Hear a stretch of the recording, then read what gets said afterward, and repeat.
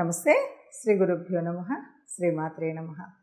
ఆదిత్యాయ చ సోమాయ మంగళాయ బుధాయ గురు శుక్ర శనిభ్యే రాహువే కేతవే నమ.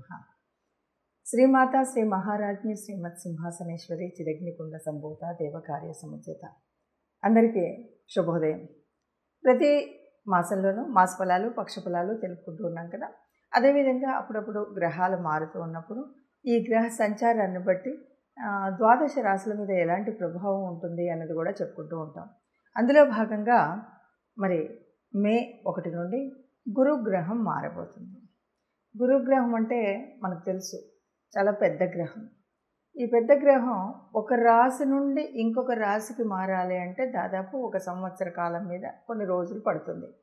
ఈ సంవత్సర కాలం కూడా గురువు మారిన తర్వాత ఫలితాలు వేరుగా ఉంటాయి. ఎందుకు అంటే గురుగ్రహం అత్యంత శుభగ్రహం అని చెప్తాం.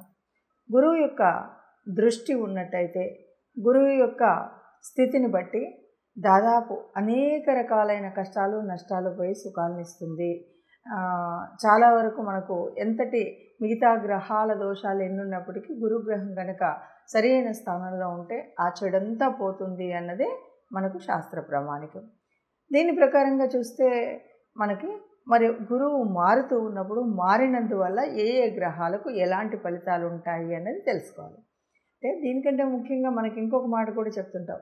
గురుగ్రహం ఎప్పుడెప్పుడు మారుతుందో ఆ మారినప్పుడు తప్పనిసరిగా ఒక నదికి 12 నదులకు 12 సార్లు మనకు పుష్కరాలు వస్తాయి. 12 సంవత్సరాలకు ఒక పుష్కరం వస్తుంది కదా. ఈ గురువు గ్రహం మారినప్పుడు పుష్కరాలు వస్తూ ఉంటాయి అన్నమాట. అలా ప్రతి సంవత్సరం ఒక్కొక్క నదికి పుష్కరాలు వస్తుంటాయి. ఇది గురుగ్రహం యొక్క ప్రత్యేకత.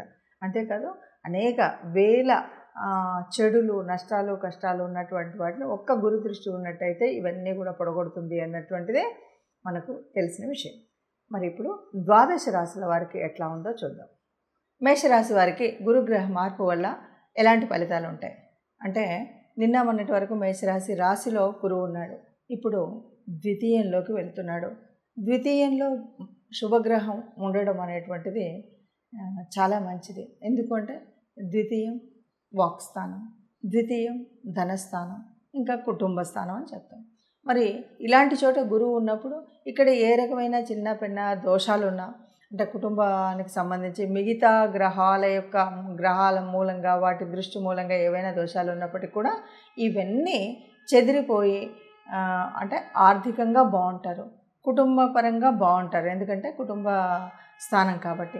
అలాగే అన్నింటికి మించి సంఘంలో మనం బాగుంటామని చెప్పచ్చు. కారణం ఏంటి అంటే ద్వితీయంలో గురువు ఉన్నాడు, ద్వితీయం వాక్స్థానం, మనం అందరితో కూడా సరిగ్గా మాట్లాడతాం. అలా మాట్లాడినప్పుడు అందరూ మన యొక్క మాటకు విలువనిస్తారనమాట. అందువల్ల అంతా బాగుంటుంది.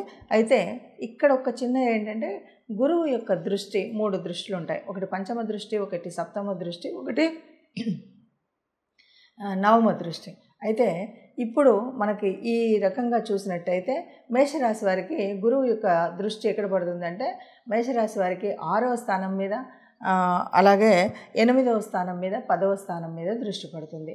6, 8, 2 కూడా అంటే మనకున్న 8వ స్థానం మీద గురు దృష్టి అంత మంచిది కాదు అంటుంటారు. ఆరోగ్యరీత్యా అంత కొద్దిగా ఇబ్బందిగా ఉండొచ్చు ఈ ఒక్క విషయం.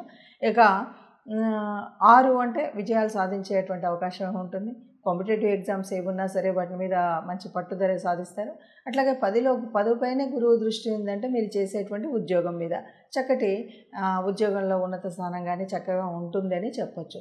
ఈ రకంగా చూస్తే కొద్దిగా ఆరోగ్య విషయంలో జాగ్రత్త తీసుకుంటే మిగతా అన్ని విషయాల్లో కూడా శుభ పరిణామంగా మేషరాశి వారికి గురువు మార్పు వల్ల శుభ పరిణామం ఉంటుందని చెప్పొచ్చు. మనకందరికీ తెలిసిందే గురుగ్రహం అంటే పెద్ద గ్రహం. రాశి కాలం ఒక రాశి నుండి ఇంకొక రాశి మారడానికి సంవత్సరం మీద ఇంకా కొన్ని రోజులు పట్టేటువంటి గ్రహం ఏది ఉంది అంటే గురుగ్రహం. అన్నిట్లోకి శుభగ్రహం ఏది అంటే గురుగ్రహం. ఎన్నో పాపాలని హరించగలిగినటువంటి గ్రహం గురుగ్రహం. అయితే ఈ గురుగ్రహం నుండి ఎప్పుడైనా ఏదైనా మనకు అనుకోని ఇంకా వేరే ఏదైనా ఇబ్బందులు ఉన్నప్పుడు మనం ఏం చేయాలి అంటే గురువు యొక్క అనుగ్రహం పొందడానికి మనం ఏం చేయాలి అంటే ముఖ్యంగా గురువార వ్రత నియమాన్ని పాటించాలి. గురువారం రోజు మద్య మాంసాలు ఇలాంటివి ఏవైతే ఉన్నాయో వాటిని వదిలివేయాలి. అలాగే గురువారం రోజు వీలైతే కొంచెం పసుపు వర్ణానికి సంబంధించినటువంటి వస్త్రధారణ చేయడం ఇంకొక విషయం. గురువారం రోజు మనకు అంటే కేవలం దత్తాత్రేయ స్వామి ఇలా మనం దేవాలయాలకు, గురువులకు సంబంధించినటువంటి ఆలయాలకు వెళ్ళడమే కాదు, మనకు సంబంధించినటువంటి గురువులు ఎవరున్నా కూడా వారిని సత్కరించడమో, వారికి సేవ చేయడం, సత్కరించడం కంటే ముఖ్యంగా సేవ చేయడం అన్నది చాలా ముఖ్యం. వీటితో పాటు గురు అనుగ్రహం కలగాలన్నా, ఇంకేది కలగాలన్నా కూడా, మనకు ఆర్థికంగా కానీ మానసికంగా సంతోషం కలగాలన్నా మనం చేయాల్సినటువంటి ఇంకొక ముఖ్యమైన రెమెడీ ఏంటంటే తప్పనిసరిగా గోశాలకు వెళ్ళడం, గోవుకి గ్రాసం తినిపించడం. ఇది వీలైతే గురువారం చేయండి, లేదు అంటే మీకు ఇష్టం వచ్చిన రోజు ఏ రోజైనా చేయొచ్చు. ఇలా చేయడమే కాకుండా నవగ్రహాల దగ్గరికి వెళ్ళినప్పుడు గురుగ్రహ స్తోత్రాన్ని చదవడం కూడా మర్చిపోకుండా చేయండి. ఇది సంవత్సర కాలం ఉండేటువంటి మార్పు కాబట్టి ఏదైనా మీకు అనుకున్నటువంటి అనుకూలత లభించకపోతే కనుక ఈ రెమెడీస్ చేసినట్టయితే మీరు శుభంగా ఉంటారని చెప్పచ్చు. మరి గురుగ్రహ మార్పు వల్ల ఒక్కొక్క రాశికి ఎలా ఉంది అంటే దాదాపుగా అందరికీ బాగానే ఉంటుంది. అక్కడక్కడ చిన్న చిన్న పరిణామాల వల్ల కొద్దిగా అటు ఇటు ఉన్న దాన్ని ఎలా చేసుకోవాలి, ఏం చేయాలి అన్నది ఒకటి తెలుసుకోవాలి. రెండవది, ఇది మనం చెప్తున్నటువంటి ఈ స్థితి కేవలం గురు గ్రహం ఉండడం వల్ల ఉండేటువంటి ఉపయోగాలు మాత్రమే, ఉండేటువంటి ప్రభావాలు మాత్రమే.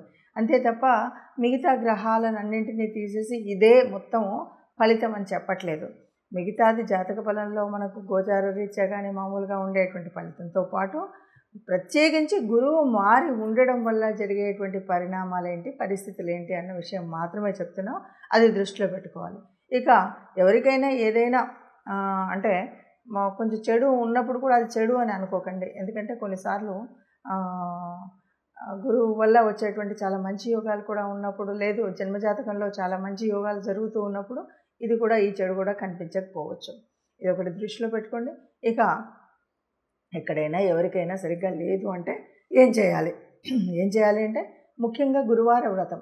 గురువు అంటే గురుతుల్యులైనటువంటి గురువులు అయినటువంటి దత్తాత్రేయులకు, దత్తాత్రేయ స్వామి ఆలయానికి వెళ్ళడం, రాఘవేంద్ర స్వామి ఆలయానికి వెళ్ళడం, అక్కడ పూజలు చేయించడం.